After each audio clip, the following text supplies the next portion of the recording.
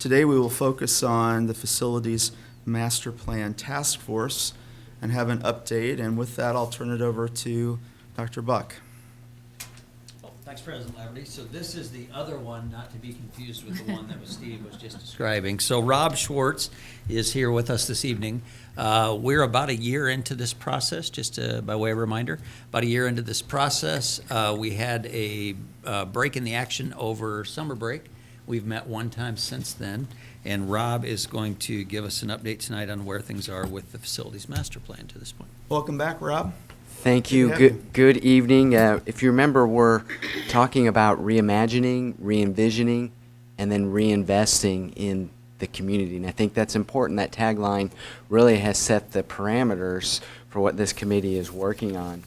I have a lot of slides here, really to the benefit of anybody who ends up coming back to see this presentation, that they'll have this as a reference.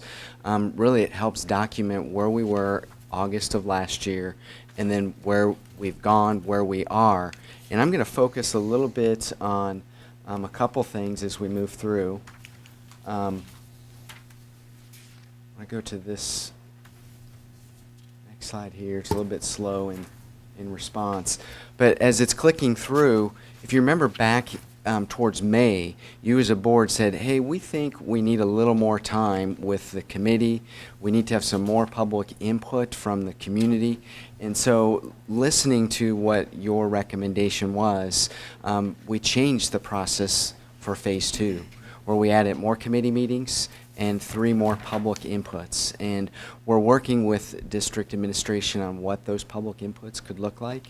They're going to be a little bit different, I imagine, than what we had for the previous 6 inputs, because we're now at the point of, when we get there, what do these scenarios potentially look like for you to, as a board, to consider for this facility master plan. So you can see here on this particular slide, this is what that new process looks like.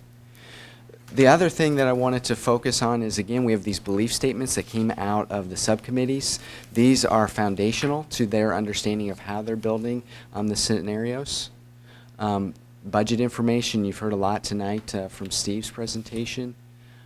We have things about open enrollments, how that's changed over time, how that's impacting what we see for the number of students in the buildings.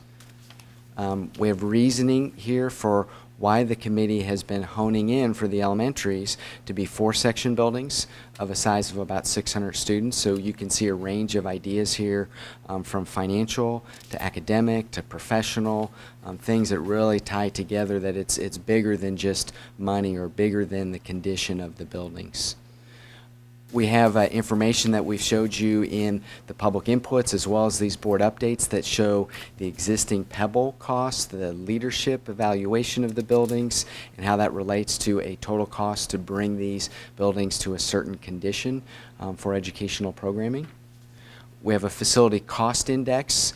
This may be a newer slide for the board that is a baseline. The red line that's vertical is if we're at 50% of what the cost would be for a new building, how does that relate to the expenses to bring that facility up to the standard of expectations the district has? You'll see all but Viola Gibson are above that 50% FCI number. Rob, what year is that data from? Is that current year information that this is based on, or is that from the Shive-Hattery? This would be from the Shive-Hattery report, and I think there may be, Steve might be able to, may have updated it with inflation and whatnot. It has been updated. It's the same concept. You have a mic.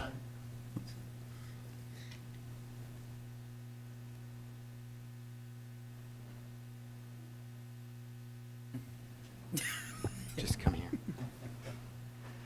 The FCI concept is the same from Shive-Hattery when it originated back in 2013. It has been updated, so these numbers are current. Okay, thank you. A great clarifying question. We also showed this to the committee, and this is the Pebble promise, and this shows that there's going to be greater need than the resource of the Pebble coming in. That's why you see the red line going towards 0. So again, this is to illustrate that there's more need than there is revenue to do the projects for each of these facilities.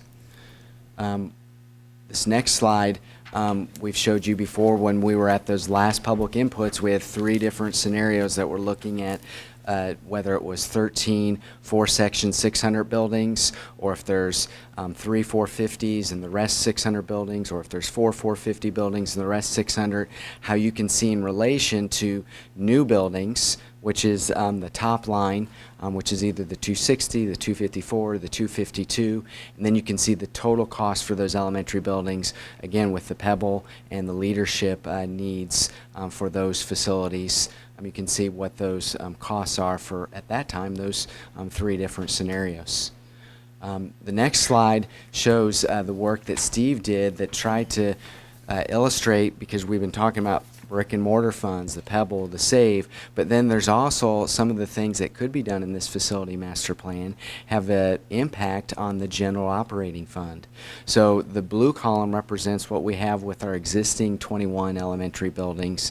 As we move to the orange, that's illustrating if we have 13 400 or 600 4-section buildings. So you can see the cost savings there in the general fund every year is about, I believe, 2.8 million, almost 2.9.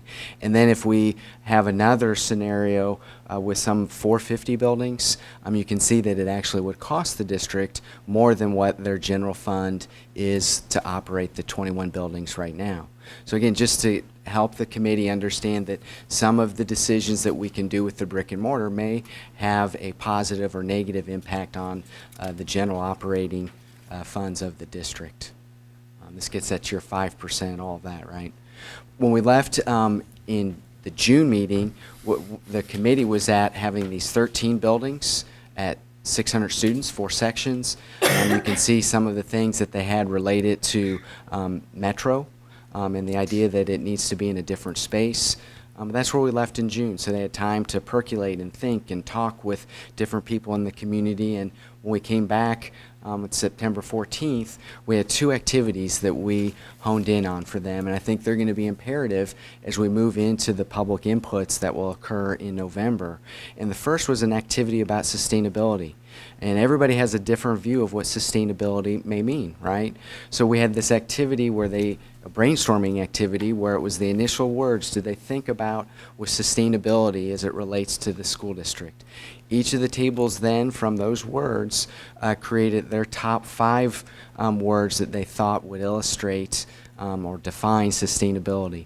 When we come back to our next committee meeting, we're going to have more time about sustainability because we want to give something back to you in this recommendation that will help illustrate why this plan has gone the direction it is and why it would support what this committee views sustainability to be.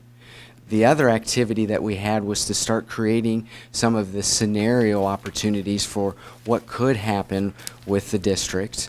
And we were looking at the elementary, the middle school, and high school. And I know each time I come here, I talk a lot about the elementary, and I think it's because the elementary is where we have a lot of the greater challenges with what we need for capacity, what the building needs are for bringing them up to certain standards, and how that may start to impact some of the educational programming, some of the funding, and so on. But through this activity, we had different objectives for them to understand where they left at June and have some conversation at their tables, and then to build upon what are the other items that they think should be considered.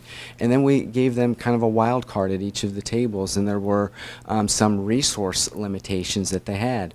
So is there SAVE funding? Do we have a diversion with the SAVE? Do we have a bond referendum? Is it at 270 for every 1,000? Is that 405, a range that Steve kind of established that would still be within the parameters legally of what you can bonds?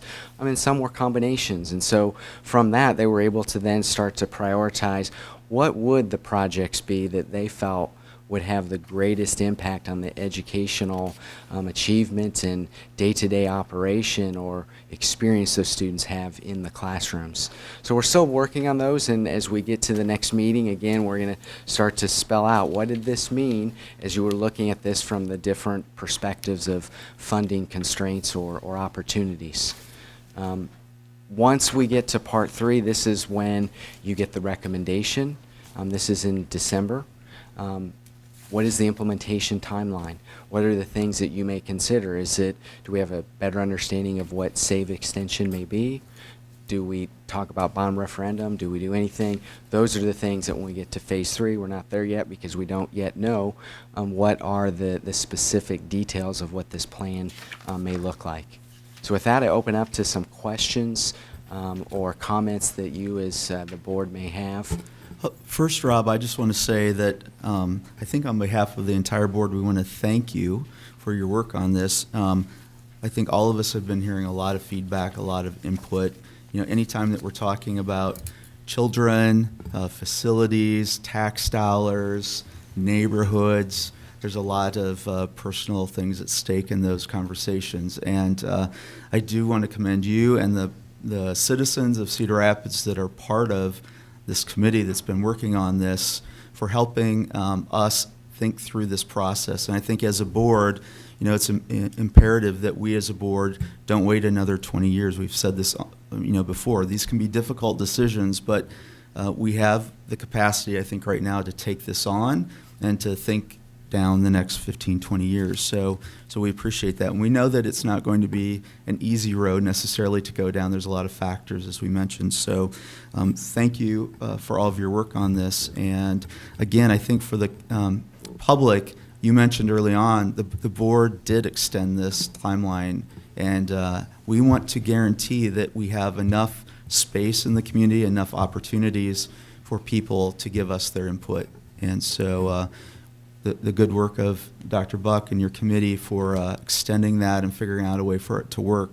We do appreciate that, and it would encourage the community to let us know their thoughts through this process. So when we get to that conversation, that's important. And I know a number of us on the board have been asking Dr. Buck about how will we communicate this. We need to make sure that there's effective communications, and we know that Akwi, you're new on the administrative team, and so we'll be looking to you, I think, to make sure that that information is out there sooner than later. So with that, I'll turn it over and quit quacking here. So what time, the next committee meeting, you have it October the 10th, what time is that? And is it open to the public? Can they also attend the meeting? I'll deflect that to Dr. Buck The on what committee meetings, or their response may is be. there a forum or some additional forums? Those meetings are not open to the public, but where they could is if you look at your timeline, I'm doing it wrong, November, help me with the dates, thank you, lots of people wanting to help, that's good. So there will be an opportunity in November, 3 different dates. We'll have public conversations about where we are on the plan and receive feedback on the So plan at that that'll be point. posted on the Cedar Rapids website, okay. So is there a format determined for those yet, or is it still kind of up in the air? Will it be like the last round where a different night at a different school? My guess is it will be a different night at different schools, Okay. if I had to guess, but we have not yet completely determined that. We are listening to feedback from the community, so just being completely transparent, the first survey we put out, people were frustrated by that survey. Its construction was too complex and difficult to, questions like, do you value professional learning communities as a correlate to understanding why that matters for facilities? And come to find out it does. When you have 4-section elementaries, you're more likely to build a high-quality professional learning community because you have additional people in the grade level with whom to work. But for the community to draw a bright line between that and this conversation, probably not realistic and fair, right? So we've heard feedback on that survey. And then I would say the second round, the survey, we've received feedback that people felt like we were trying to lead them in a direction.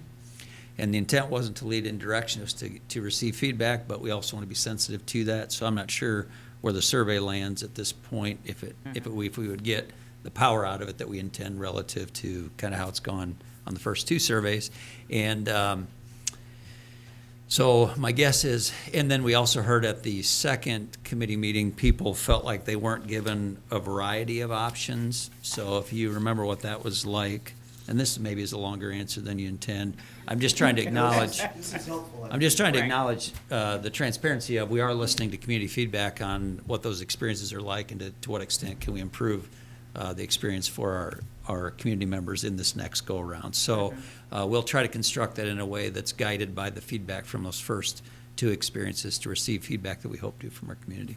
So And if I could comment on the public input sessions, discussions that we have, I think some of the things that we've heard that we're going to address in these next is there may be reason for having general questions, maybe some breakouts you can get a little bit deeper, but we're looking at doing some things a little bit differently so the community that do come will be engaged in different ways that they're educated, but then if they have questions, that maybe the general people that are there will have a context of what those answers might be because they may have similar questions. Other comments, Gary? I have three. First of all, I think the last time that we had an update, I asked about the middle school replacement costs. I know it wasn't a part of, but I was interested in, I think at that time you said that it wasn't, the replacement cost was more than what the upgrade cost was, so it wasn't factored in. But I would be interested personally of what the actual cost, estimated cost to replace a middle school would be, if we're looking at the future. And the second one, a question, when we're looking at the savings moving from the current number of buildings down to say 13 or 10 or whatever, one of the cost savings would be in administrative. So does that indicate that if we're having a building now of 300, that administrator is underutilized? And I guess what I'm getting at is if we have a 600 population, would we have more than one administrator that would go, so that the true savings might not be as accurate? That's a great question, Director Anhalt. The 21 elementaries that we have now are largely directed and led by a single elementary principal. With 13 elementaries, we actually have a full-time associate elementary principal. So we're overutilizing, then maybe that's not the right term. We are certainly, I'm sure the elementary principals are working very hard, and I think we all realize that they're working very hard in their buildings currently. And we recognize that if we had a building on size of 600 students, we would need more support for the principals. So even with an increase of direct administrative support for those elementaries, overall, we save just under $3 million per year in operating costs related to personnel and all the other unique costs associated with running an elementary building, including utility costs. Thank you. So in those estimates, you were figuring in that there would be some additional administrative help in those buildings. Absolutely. We no longer have a traveling art, music, PE Right. teacher. They are dedicated to that building. We have a dedicated counselor in all the buildings. It is a much improved situation instructionally and supportive of administration's needs. As a former physical education teacher, and what I saw with our physical education and art programs, it was the same. We were told that we didn't have a 300, wouldn't fully staff an art, music, PE, and I'm drifting a little bit, but the same thing with administrative. I don't want to belittle our principals. I know they do more than yeoman's work, but I also want to support what our special teachers were doing too, even in those buildings, that they weren't underutilized. I have one more, question. Did the committee, Sioux City, from what I understand, is deep into this process of doing some upgrading their facilities in similar direction, I think, to what we're talking about. And they've undergone some building on sites in some cases where they've kept a building open and then had the space to build on site while they continued in the older building and then were able to move into it without a disruption of services.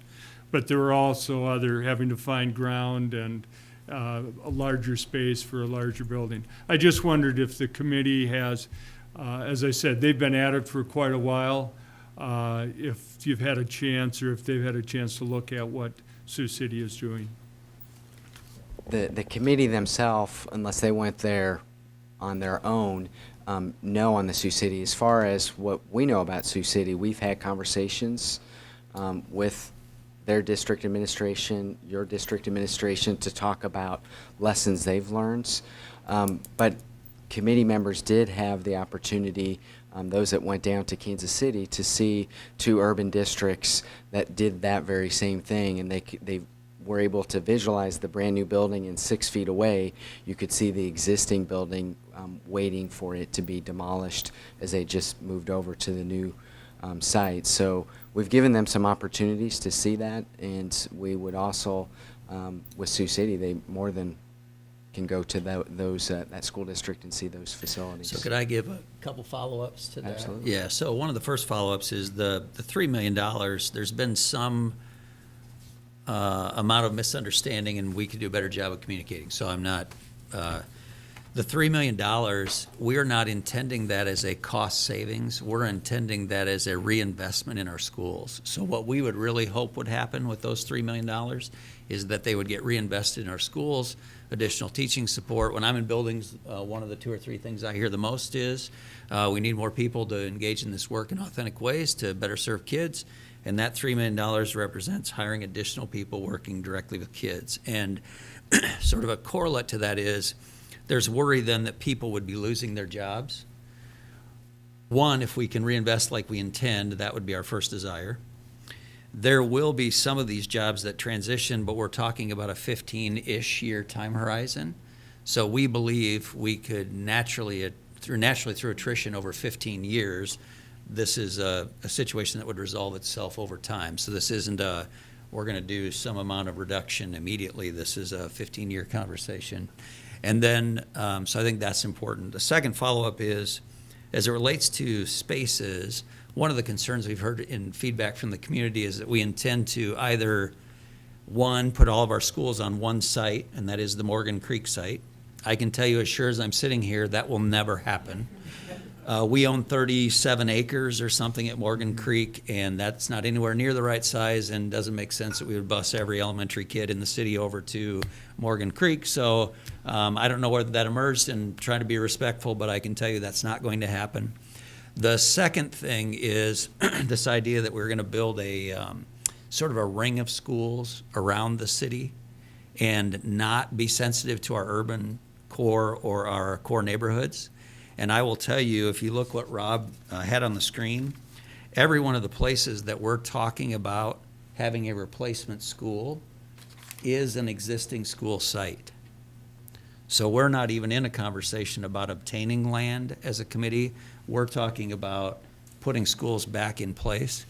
And while I have the microphone for just one more second, I was on the phone with Sioux City's superintendent early last week talking about a sort of a separate conversation that was powerful and enlightening. But I've talked to him before about this, and they did a little different strategy than we're talking about doing. Their strategy was they recognized they had an aging inventory. And one of the slides that we didn't spend a lot of time on, but that slide where the red line is going to negative, our costs to do unanticipated maintenance is accelerating because we have old schools. So can you get that to that slide? So that red line right there is terribly important. Whatever that is, FY26, we hit a point where we get over center on our ability to maintain our facilities. So while we don't necessarily have to do something today, we recognize something has to be done. And so as Sioux City looked at this challenge for them, because they had an aging infrastructure, much like we did, their strategy was they started with a part of town, and Paul Gosman, their superintendent, can correct me, and he'd be willing to if you knew Paul. They started with a different strategy, which was they went in and replaced a school. So like in our case, you could just pick one, and I'm going to do something risky here, but if you look at the chart, I'm just trying to be transparent with the public that this committee has thought about a lot of things. Core neighborhoods, our kids, make sure they're well served. So if you go to Coolidge, Coolidge is the most discrepant in terms of need.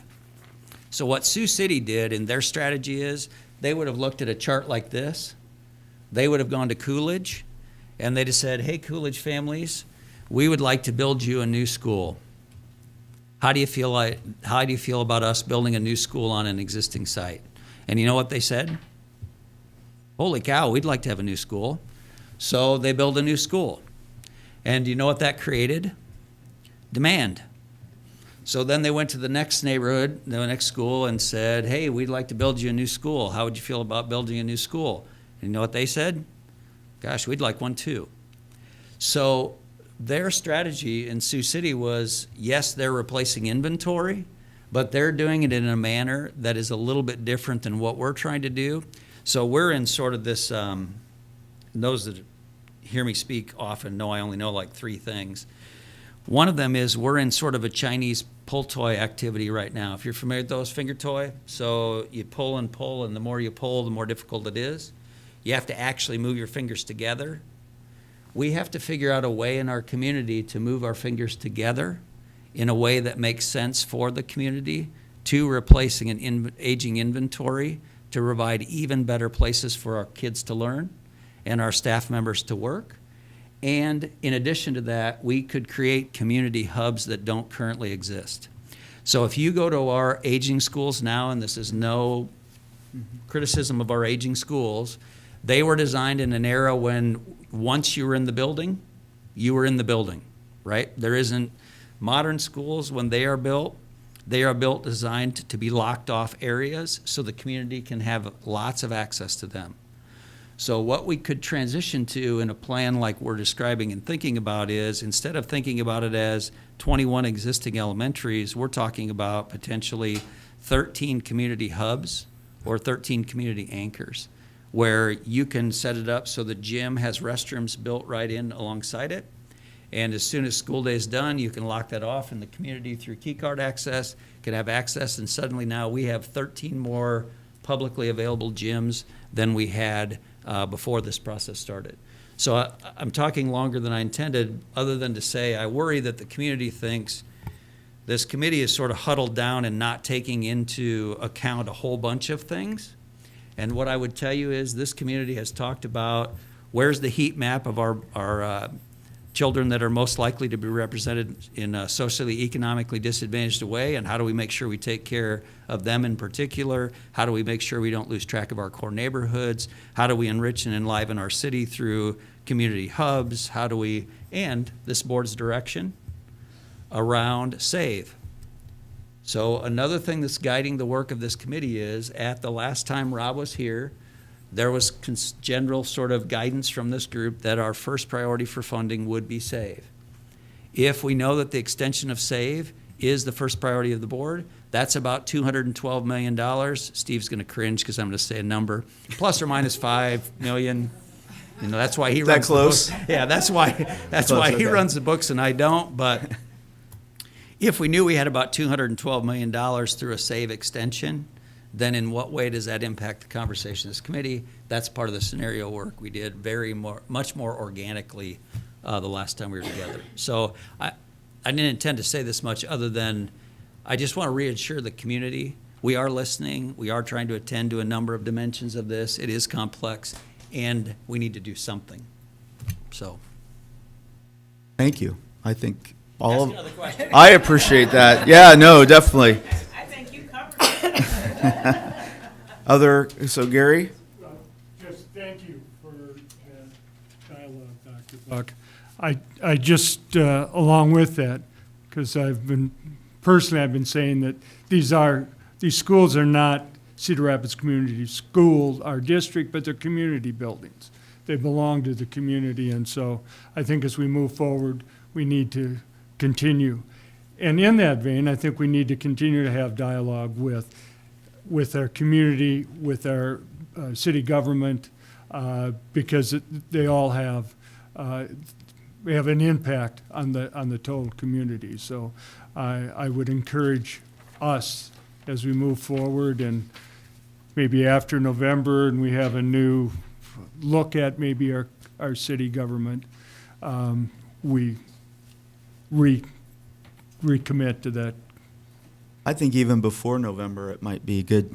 Some of us have already started that conversation. We look at the Northwest Recreation Center, this district working with the city council, and I know, Mary, you were instrumental in trying to get some of that done. That is a great example of that process, and we can leverage the tax dollars on both sides, benefit senior citizens, benefit kids, community members after school hours on weekends, and have a much better facility for our kids when they are in school. So all the things that this city council has been talking about for a long time, in those just side conversations, every one of the candidates that's running seem to be very supportive of that. So I would encourage the public, again, give us feedback, but also continue that conversation with those that are running for city council in Cedar Rapids. And we're also represented by Hiawatha and a little bit of Robbins and some other areas in rural Lynn County as well. So think about those elected officials in this conversation, and think about those tax dollars and benefits that we might join forces on. So thank you. Yeah, absolutely. As a way to amplify public dollars, if you start to build a new school with a new gymnasium, the city, if we work together, could come and add another 10 feet, pay to add another 10 feet on each side of that, and add a little bit of seating, and all of a sudden you have spaces to do something different than you otherwise could have. And honestly, as a property taxpayer in the community, I'd be excited to see the city and the school working together to amplify the opportunities for kids in our community. So there are ways, it doesn't have to be big crazy things. It can be things that could happen pretty quickly and reasonably. So, Other questions? One of the things I'm going to go here, so I don't know. We've heard from a number of folks, and there's a committee in town talking about historic preservation, and we have some beautiful, old, very old, over 100 years old elementary schools, and I want to recognize that they have had a voice in this, and that we have listened. And from what I'm gathering, we're not necessarily talking about just knocking down buildings and buying new land and putting, like Dr. Buck said, putting brand new buildings out on the outskirts of town and ignoring these grand old elementary schools. So is that the case? And how might a historic building fit into the mix here, if at all? I don't know if the committee has had that conversation or not, but We have, and let me answer to that, and Dr. Buck, you can join in as well. What the committee members that went on the tour, specifically those down to Kansas City, if there was a historic building that had all of these different relationships, connections to the community, they would honor that past by taking some of the higher profile architectural elements that may be some had gargoyles. Some they would take out the gym floor and put it in a new repurposed way in the building. So there's ways that you can honor what the building is in the new building to bring new traditions, but yet honor what awesome things happens.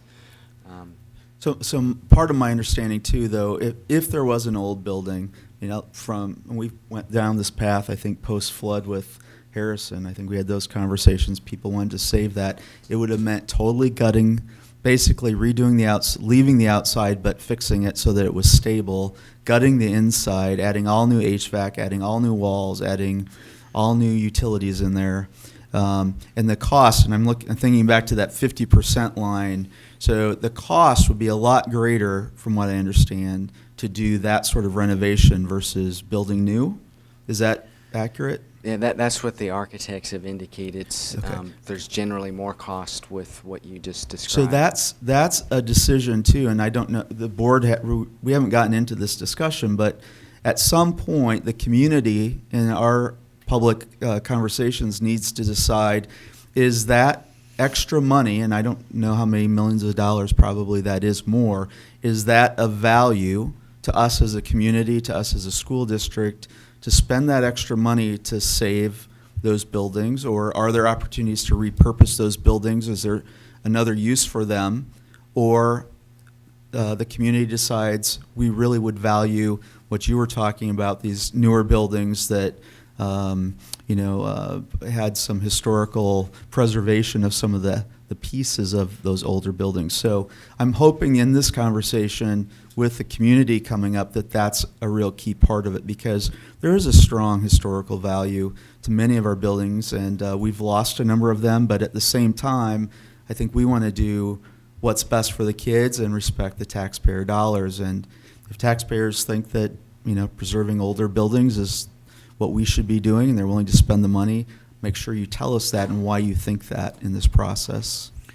If I could just add a caveat to that, I think we could thumb wrestle over the dollar amount between retrofitting 21 elementaries and building 13-ish new. I think those numbers aren't that far off from one another. So, and I don't know what they are sitting here today, but my guess is you could get those. They're probably fairly close.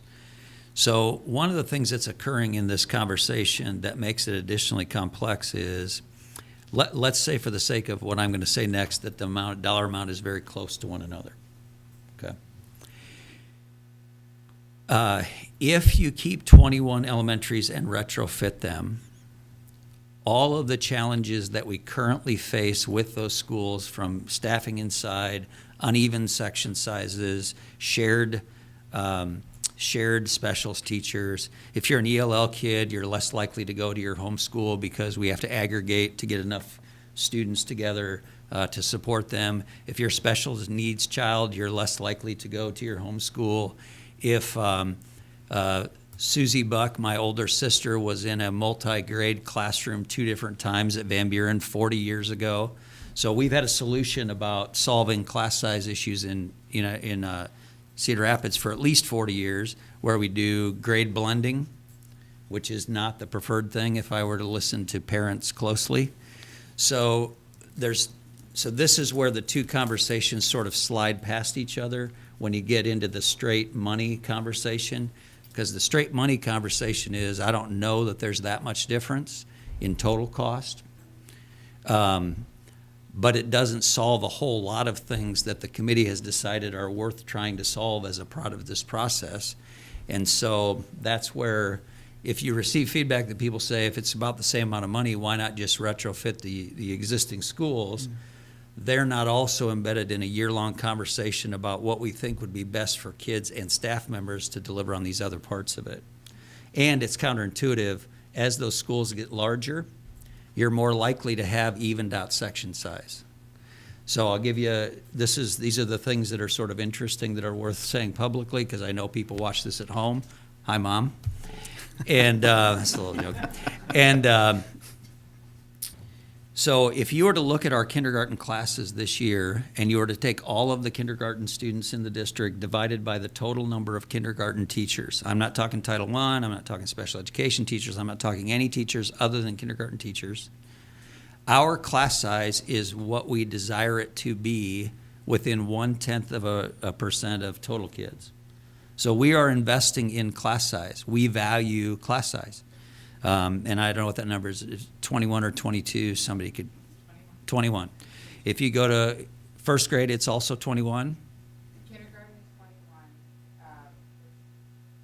first through third grade is 23, and then fourth grade is 25. Okay, so if you take those numbers she just said and take the total number of kids at any grade level divided by the total number of teachers, we are within 0.1% of where we would hope to be in class size. So we are investing in class size. Where that gets hinky is when you start to put it into small schools, and so if 5 or 6 more kids come in a grade level, it throws off section size. Section size is the number of students in a classroom, the section. So what happens when, and this is one of the parts of this conversation that was driven in the committee, if you get to 4 sections in a building, you have more places to even out section size in that building, and you're more likely to have even smaller class sizes in line with what we desire for class size.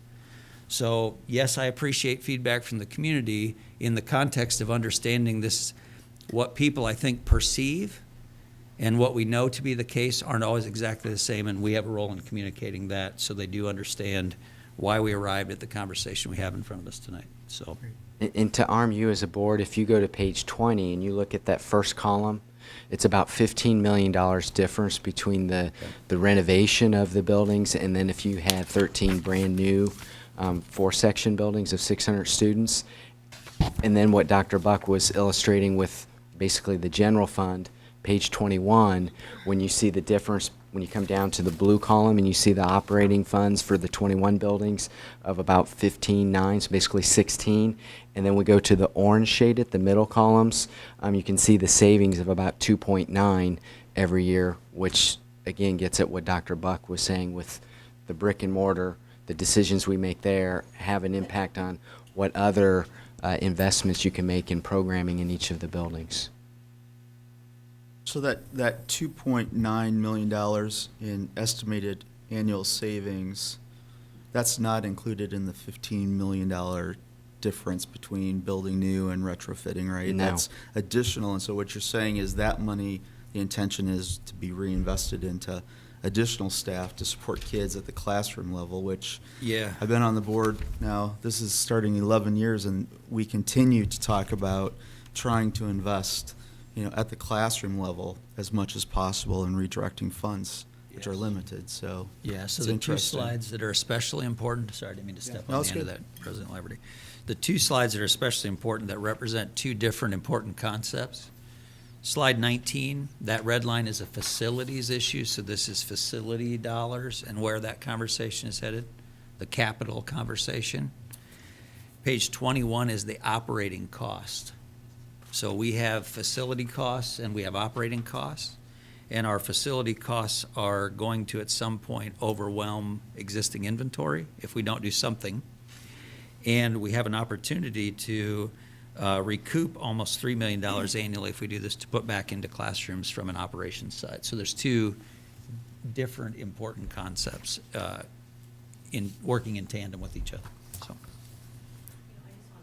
I appreciate the context of the dialogue that you shared with us, because it's incumbent upon each and every one of us to not allow it to just be a money conversation or just be a categorized conversation. It's much broader than that.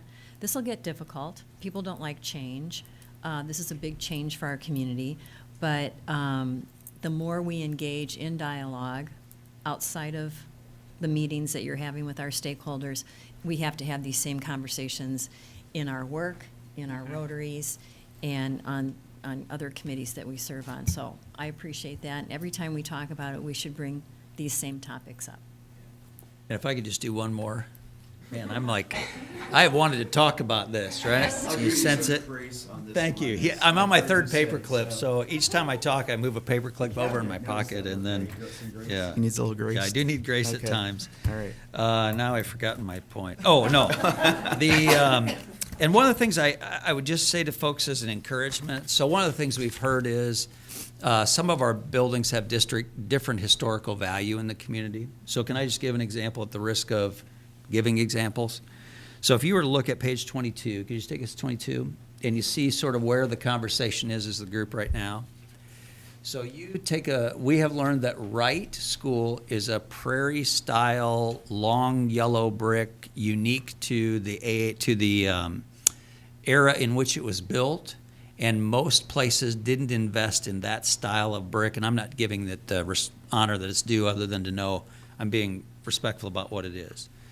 If 10 or 12 years from now, because you have to keep in mind this is a 15 or 20-year plan, if 10 or 12 years from now we get to the point where we're talking about doing something at the Wright site, by Wright I mean Wright Brothers site, not correct, and we recognize the features of that school, and we also recognize we need a 600-student community hub there, that I believe is going to be an opportunity for our community to say, could we keep the front facade of Wright because of its architectural styling, and build new school off of the back of it? Because if you're familiar with the Wright site, there would be space to do that. And then really honor that this Wright Architecture is important to us for whatever reasons, and I'm trying to articulate them, but not well. And at the same time, a recognition that all the other parts of a school, a 600-student facility that make it great, could be accessed here. So what I would hope is our community doesn't hear this as an all or nothing conversation, but rather, as the plan unfolds over a decade and a half or 2 decades, we can make smart choices for our community and its history, and in schools where that doesn't make sense, and I don't mean to pick on Coolidge, but if you look at Coolidge, part of the reason why it has all the need that it does is it's just an old school from the 50s, whatever it is, 60s. And it doesn't have architectural features. It's the kind of place that if you build a new school behind it and turn that back into the playground, that's probably appropriate for that school. So, and for our Coolidge families, I only choose Coolidge because it's on the list as the greatest need school, so. Thank you, Dr. Buck. Other comments or questions? Anything? No? All right. Well, we thank you for all of this conversation, the work that you and the committee, the citizens are putting into this effort. And as a board, we'll look forward to getting more information as we move into the public phase again of this, and eventually in December, some recommendations to the board. So, thank you. Thank you.